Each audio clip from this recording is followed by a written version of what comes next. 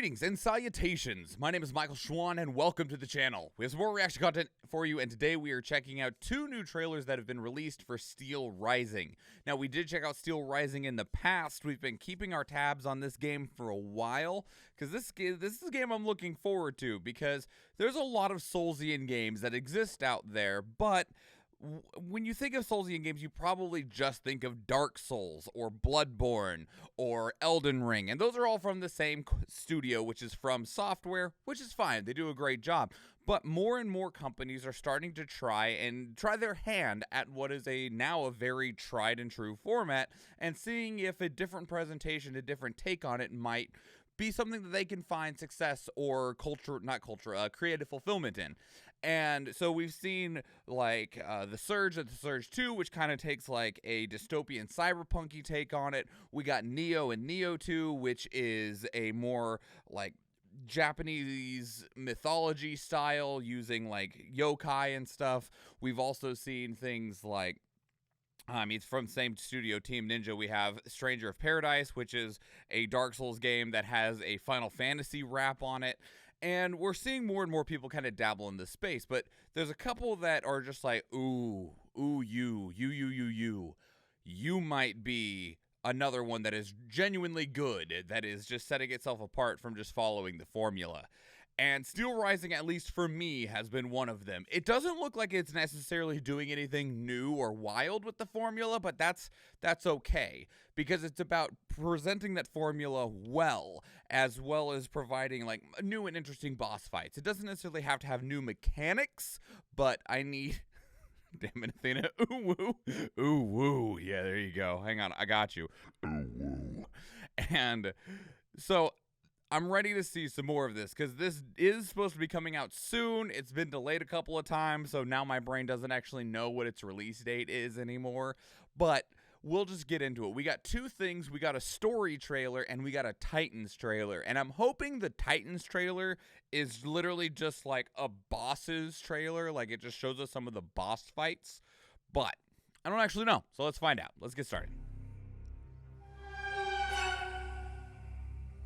Is it a revolt? No, sire, it is a revolution. Louis the 16th and Duc La Rochefoucauld, Liancourt, Paris, 1780. I'm sure I butchered that name. An angel of death, descended from the heavens to vanquish the clockwork tyrant. Everything horrifies me. The king's wrath. His army of indefatigable automats that Monsieur de Vaucanson has built for him. I think this is the first time we've seen actual people. Has changed the face of the kingdom. So many innocents strewn about the square. The streets are teeming with machines. Aegis? The king must be stopped. You have roused the spirit of rebellion. My rightful enjoyment is being challenged. You're no more human than the machines that laid waste to this city.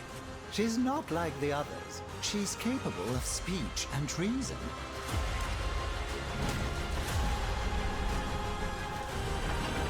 Soon, however, those who bear love for their country in their hearts will be ready to fight again. More brave citoyens will surely join us soon. Alors, can we count on your support? The king must be stopped. I couldn't agree more, madame. Interesting. Okay. So, neat. All right, that's super cool, because we'd been kind of guessing at a lot of the story about what Steelrising was for the longest time. We knew it was set in France. We knew it was kind of based on the French Revolution, but this gives us a much stronger foundation of exactly what is happening. Obviously, it's the story trailer. I hope it would do that.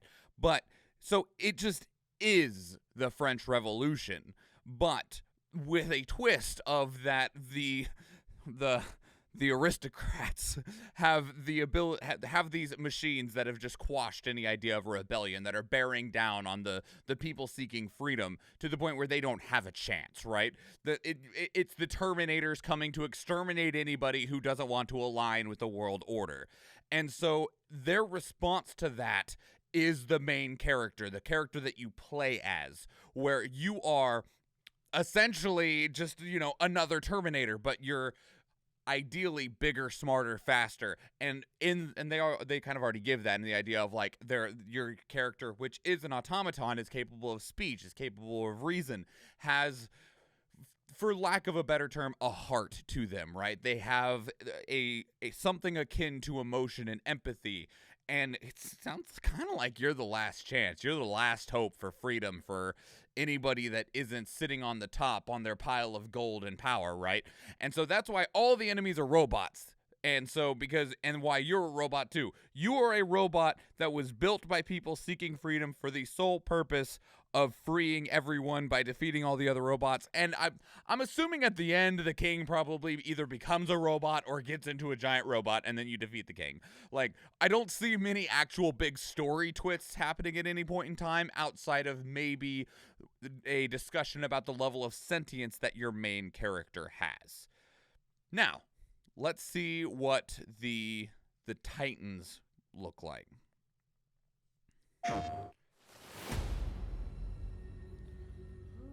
Damn, I should have used that for the fucking start. That was beautiful. Oh well, I know it's there now. God, this game looks so cool.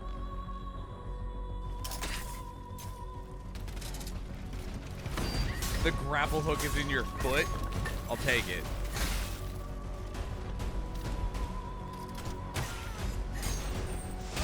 You don't have blood, you have oil. All right.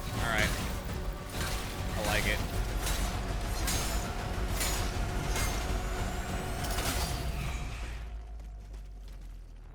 Hey, look, a boss arena.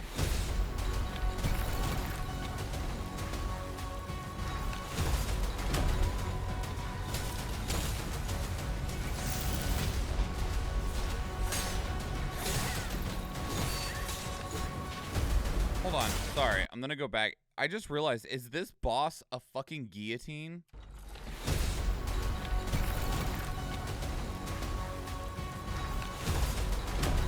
Yes, this boss is a guillotine. Okay. All right.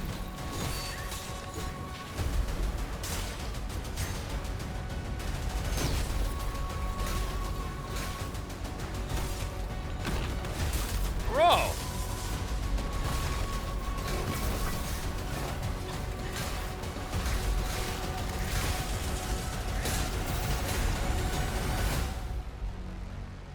This looks fucking sick. So there is one like problem, okay? Where'd that beautiful little shot go? I want that shot. That was such a pretty shot. So there is one problem that exists when new studios try to take on the Soulsian genre, right? And that is mostly that they are small. And that's, it's not to say that they can't do a good job. They just have limitations, okay? And one of the concerns that I have is mostly with number of encounters, because one of the things that defines the Soulsian genre so heavily are the bosses themselves, because each boss functions like a puzzle. You got to learn the pattern to be able to solve the puzzle so that you can defeat the boss and move forward. Generally, for the most part, moment-to-moment gameplay against trash mobs is decent, but it's just decent filler. It's not the actual core of the gameplay mechanic. The core of the gameplay is the boss fights itself. And when you see smaller studios take on these projects, oftentimes bosses are hard to design. They're big monsters that have a lot of mechanics to them, lots of animations, and ideally you want them to be unique, which makes it even harder. And because unless you want to reuse bosses, each one is independent of the other. So we mentioned some other games earlier in the video, such as like The Surge. The Surge on base has 5 bosses total, which those bosses are very good and they're very memorable, but it's just like, man, I wish that you could have done more. And most of it, again, is due to size and budget and time, which I totally understand. But I am concerned that there's just not as much in Steelrising as I am probably going to want there to be. It's not up. I think one of the best complaints you can give a video game developer about their game is like, I just wish there was more. There has been many a games that I finished and I'm like, man, my only complaint is that it's over. Which, if that's your complaint, man, I feel like you made an absolutely stellar video game, and I really hope that at the end of Steelrising, I feel somewhat similar going into it and coming back out of it. I hope the characters and how they develop would be the main hook. I love me some good character writing. I think a lot of the character writing is going to be, in terms of the actual character development, will be strictly based on your character and how the characters around them act and operate. Because I don't believe that there is going to be growth for the king. The king is just a bad guy. I don't believe that there is going to be a lot of growth for the leaders of the rebellion, because they are just trying to break free from the grasps of the king, right? But the thing that will be the defining piece of the story will be your character and how they are perceived and accepted or rejected by everybody around them, given that your character is the visual representation of the tool of the enemy that is the proverbial and literal boot on their head and blade in their back. And so that will mean a lot of things for a lot of people, especially because unless they want to really, pull the rug out from under us, at the end, you will be the savior of mankind. This automaton that was built by the freedom fighters will be the thing that ultimately freed them, but it is still one of the tools that was bringing them down in the first place. And that's a very big back and forth, because it's like, it's like a gun, right? Guns were what were killing us, so we grabbed guns to fight back, and now we're technically on an even level, but are we truly any better? Obviously, if you're fighting for something good and free and stuff like that, I do believe that you are the better party, even if you are using the same vile tools to do so, but that's an entirely different conversation. The environment is so pretty despite looking destroyed. I mean, there can be beauty in wreckage. It's unfortunate, but there can be beauty in wreckage. We aren't here for growth. We're here for freedom! Yeah, I could see a sad ending where the main character, despite being some level of sentient, is decommissioned, is the word that I will use, since they are an automaton. But that is a question for another day, I guess. Let me remind myself what the release date for this is. It's like my birthday! Not quite. It's the day before my birthday. September 8th, 2022 is the release date. I do believe this was initially supposed to come out in August. I was born in 1909. I promise, Steam. I'm totally lying, but I promise. So it's going to be $50 at launch. That's a hefty number. That is a hefty number. And it has a Bastille edition for $60. That is... What is the Bastille edition? Will you tell me? The Bastille edition comes with, it's too small to see.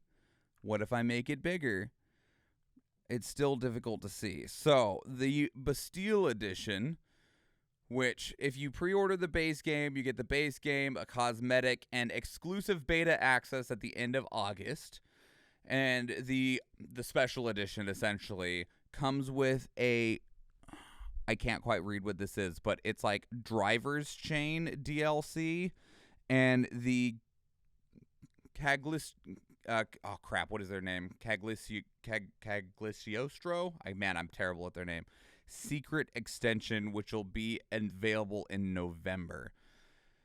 Okay, Cagliostro Secrets extension available in November. Okay, Discus Chain DLC. I can read. Okay, that was the clock that we saw.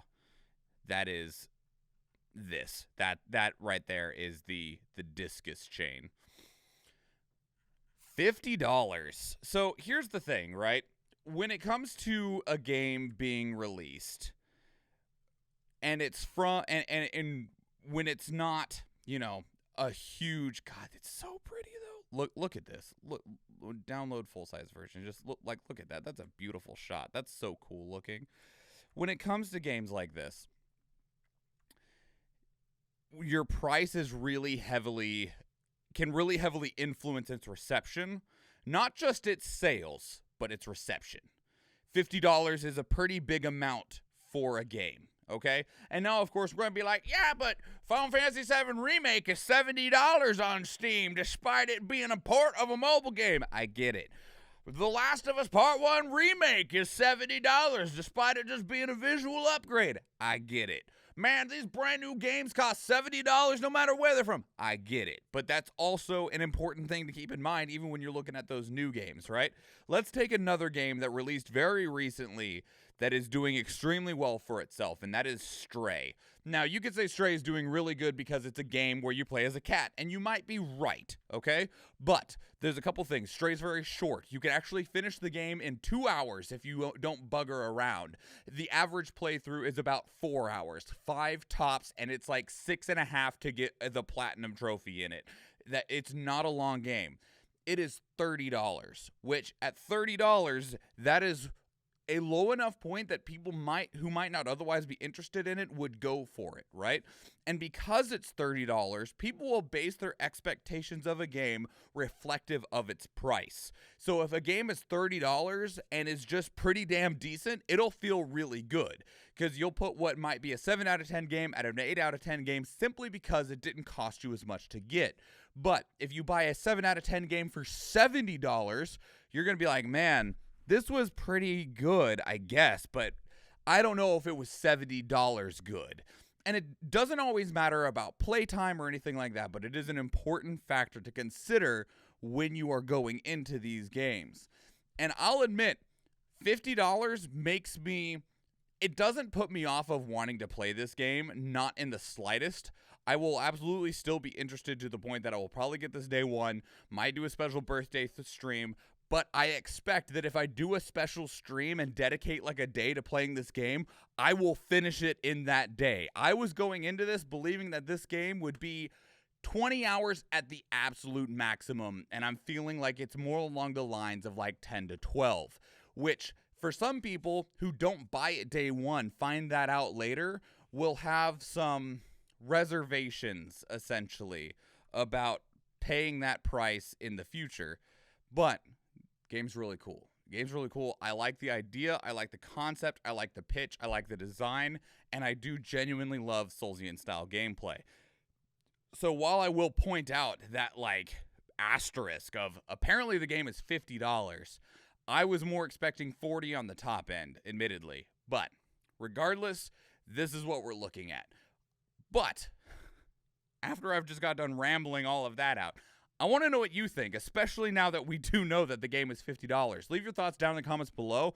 I'd love to have an exchange with you about what your thoughts are on Steelrising and how you're feeling about it moving forward, because the game does look really good. It's continued to look more and more polished. We know what the game's about now. We know what kind of hooks and trials that your character and the people around them might face. We can largely guess at what the ending is probably going to be. We've seen some of the boss fights, but there wasn't that many that they showed off. I think they only showed off like 3, and we did see something that was absolutely a boss fight in a trailer that we'd watched on a different video. So we know of like 4 boss fights. There might be, well, there's probably one more because I doubt they showed the final boss, so there's at least 5, but where do you sit on that? What do you want to get out of this game for yourself, and what do you want to get out of it for the $50 or even $60 price tag?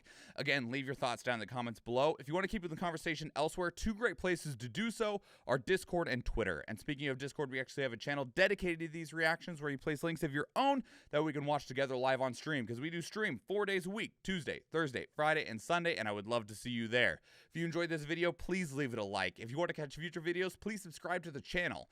And if you do watch one of the other videos on the channel, or if I see you in the live stream, thank you and enjoy.